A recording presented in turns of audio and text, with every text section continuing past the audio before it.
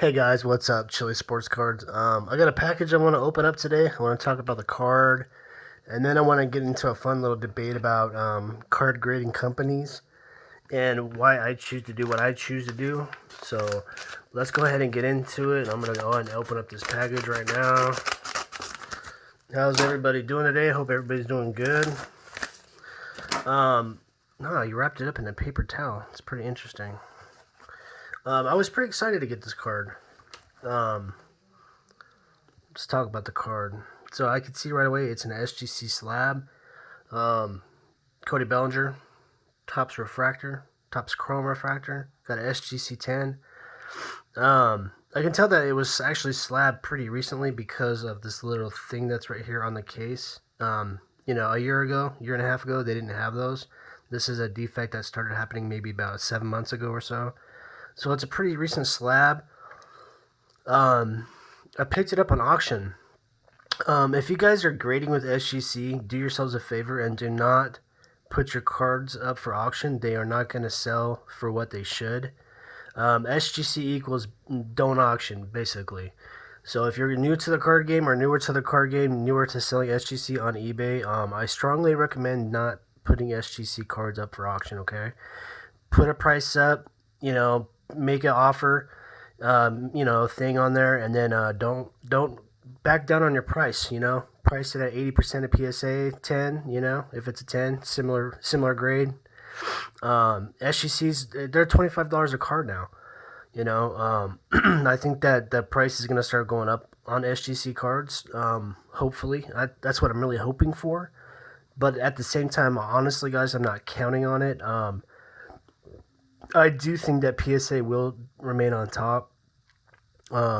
Besides the BGS Black Label, I think that PSA 10s will stay on top because everybody seems to have it embedded in their brain that PSA is PSA and they're the best, and everybody that has a big channel. The only person that I can think of that has a semi decent big channel, Elite 3, he tried using SGC for a little while, and I'm sure that he still probably does.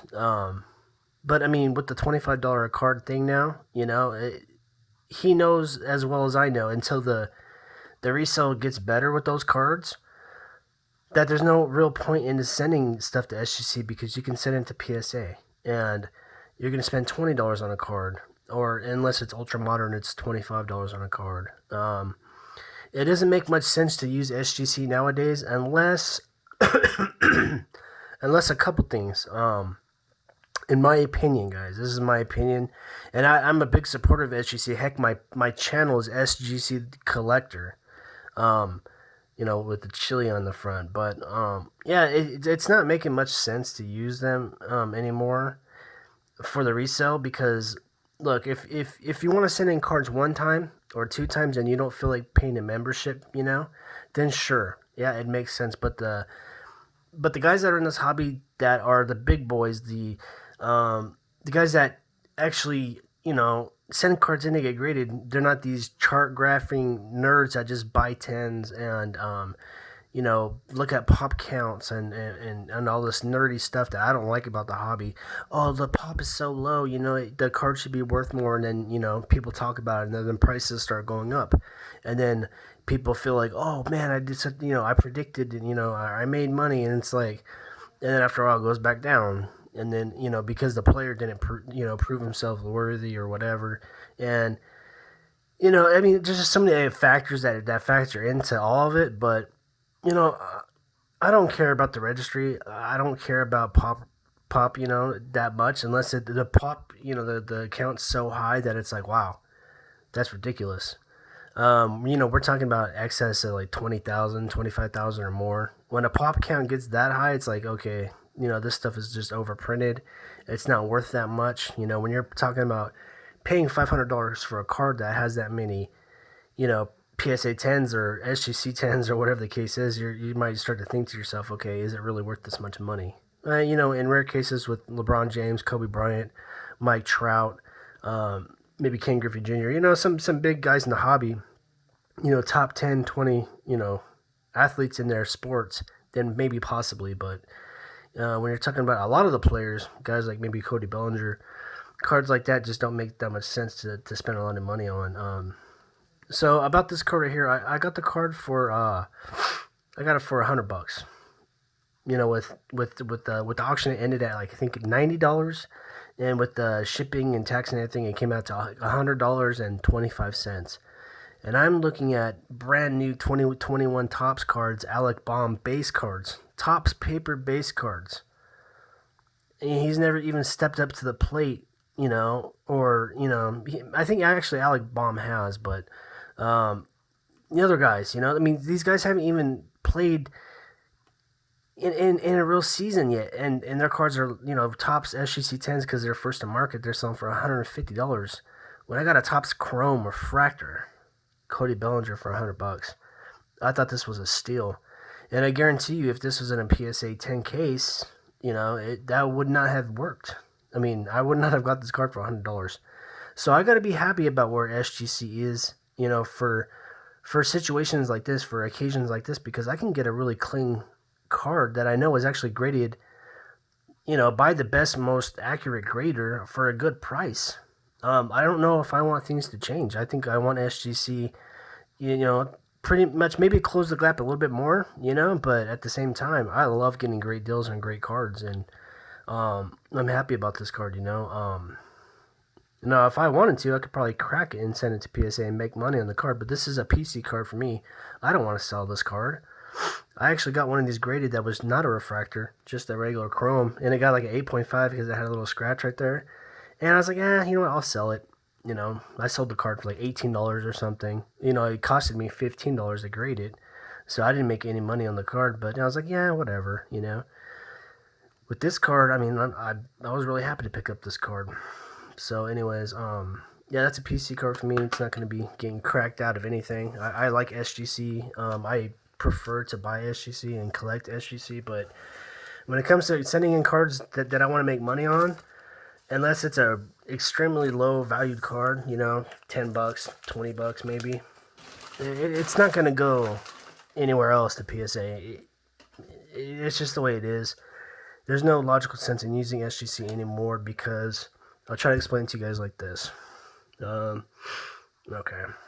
An argument can be made, and Bobbles and Ball Cards did a really good job about it and argued his way of thinking on it.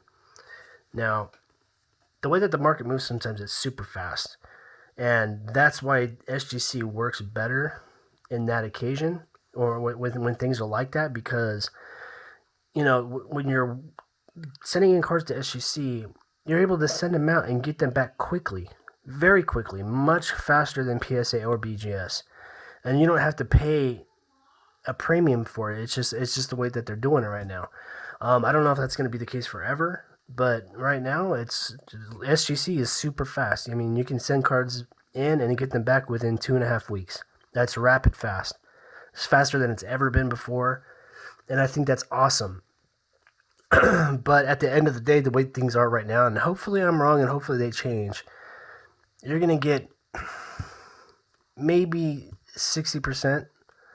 If you have an SGC 10 and a PSA 10 to SGC 10, you're going to be lucky if you get 60% most of the time. And it's going to be tough at that, because you're going to get all these people that try to lowball you and say, oh, SGC's no good, blah, blah, blah, and send you these lowball offers. I know what I'm talking about because I deal with it all the time. I have an eBay store. I'm not a huge guy on eBay. Like, I've sold, I think maybe 800 cards in the last few years, but definitely not the biggest store out there, but I put up some really nice stuff. Like, I could put this card up for sale and probably get lowballed. Oh, the last one sold for $100. I'll give you 80. I'll give you 85. All the while, PSA 10s are selling all day for $250, and people are fighting over them. They're fighting over them. You can put it up for auction, and guys are crazy bidding on them. That's the difference right now. SGC and PSA, it's total night and day. If anybody wants to tell you otherwise, they're sugarcoating the truth, and that's just the way it is. Period. End of discussion. PSA will sell faster and for more every time. Unless it's maybe a vintage card, and we're talking 60s, 50s, something like that. But anything that's modern, the PSA is just going to move it a lot faster. So the reason that I think that using PSA all the time is a smarter move. Okay, let's use this card for example. Okay. All right, the PSA 10 and the SGC 10. Let's throw out some random numbers. I don't want to. I'm not a nerd like that where I'm gonna look it up and then prove it to you guys and show you graphs and all this stuff. But I'm gonna oddball it, guesstimate, and it's gonna be pretty close. I just bought this card for $100. I can almost promise you that a PSA 10 is $200, roughly. Okay, and that's exactly what it is. It's a roughly thing because depending on the next guy who has one of these, he might not be willing to let it go for in like 115, and then so he sells it for 115, and then the last one, was sold for 115. So it's a rough estimate, okay? But I'm sure that the top Chrome refractor PSA 10s usually sell for about $200, okay? Well, you're making up on just this one card. If you send it to PSA over SGC, pretend this card's raw, you send it to PSA, you might have to, the first time, you have to buy the membership with PSA. It costs you $100, but that one card covered your PSA membership. Just the one card. The difference in money you'll make when you sell this card. Now let that sink in. Okay?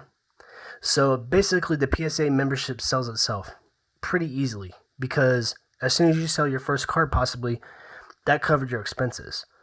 Now, not every single time. Maybe it takes 2 or 3 cards. Or maybe you make 400 or 500 more because you sent it to PSA than SGC. And I'm not saying that happens all the time, but it's definitely a possibility depending on the card.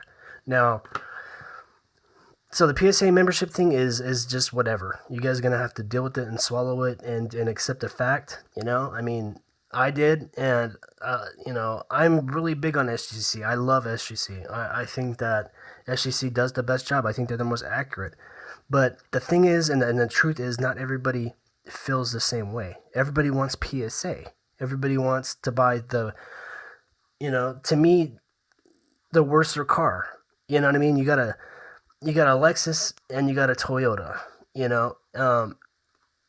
and everybody's wanting to buy the Lexus, but the Lexus isn't even that much better than the Toyota, So maybe that's a crappy analogy, but anyways, so with SGC, you're going to get the cards back faster, and in turn, you're going to be able to possibly move them faster at a lesser price.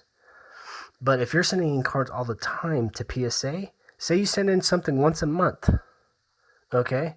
So say like I sent in a PSA submission in March, and then I do my next one in April, and then I do my next one in May, and I continue to do it every single month. It's not going to be much different than SGC in that way because it doesn't matter. I'm going to be getting cards back every single month. Now, the big difference is you could be a little bit more strategic with SGC and choose your cards, and you can react to stuff faster as it's happening live and send those cards in and try to get them back faster or be the first to market and that kind of stuff. And I think that's a big deal, and I think it's awesome.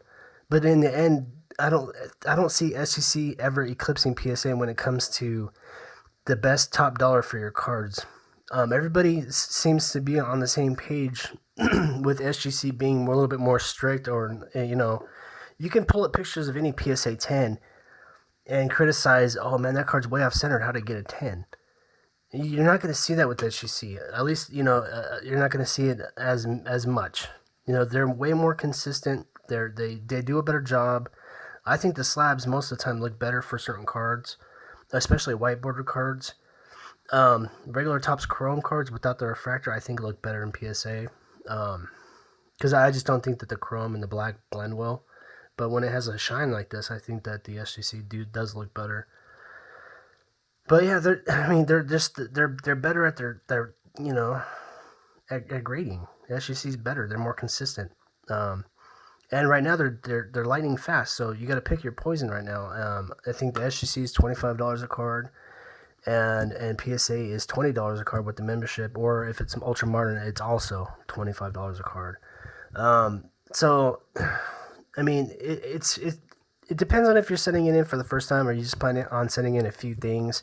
Then yeah, not having to buy the SGC membership, I think it's great. But if you can work it and you can work around PSA's ridiculous I feel like it's almost, I don't want to, I'm going to say it. I feel like PSA is almost like Hitler, Nazi when it comes to what they want you to send and how you send it.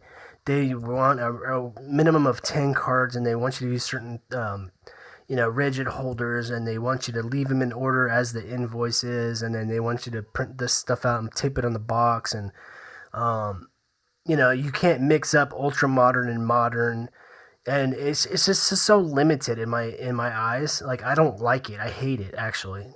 I'm telling you guys right now, I hate it. I don't like the way it is when you send stuff into PSA. I can't stand it. I love it when I send stuff into SGC because I can send in what I want to send in, and it can be anywhere. It could be a 1960 card, and then I can send it in with a 1995 card and a 2018 card. I can send just those three cards, and it's the same price unless it's over $500 in value or whatever. And I love it. And the fact that I get it back as fast is awesome. But that's not what people want right now. People want PSA. So what do we got to do to change that? Like, in my eyes, I don't think that it's going to change. And I'm okay with that because look what a great card I got for such a good price. This is an amazing card for really cheap.